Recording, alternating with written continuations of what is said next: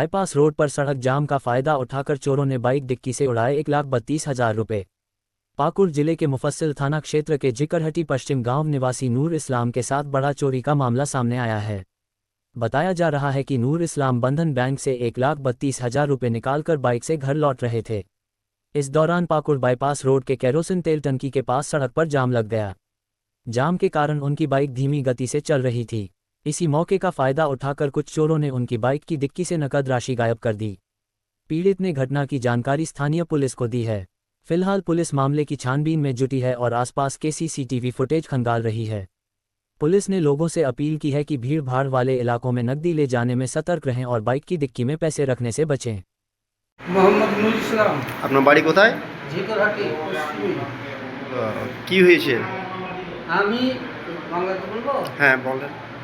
আমি বন্ধন ব্যাংক থেকে 1,32,000 টাকা উঠিয়ে নিয়ে 12টা 5-এ বের হয়েছি। তারপরে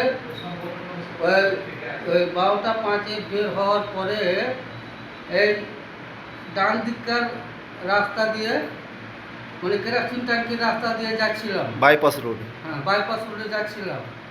এর মধ্যে এই খানিকটা আগে যে তারের কাজ চলছিল, তো হালকা হালকা জাম হচ্ছিল।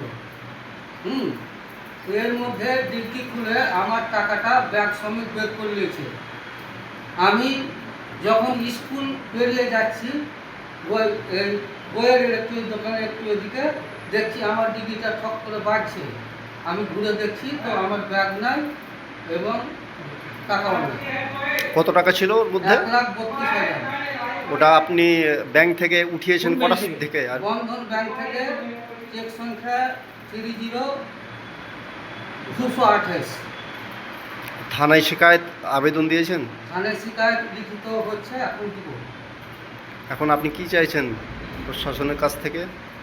সবসময় চাইছি যে এটা যাঞ্চ করে আমাকে যদি হয় শাসন প্রশাসনের মাধ্যমে, এটা আর কি। ঠিক আছে।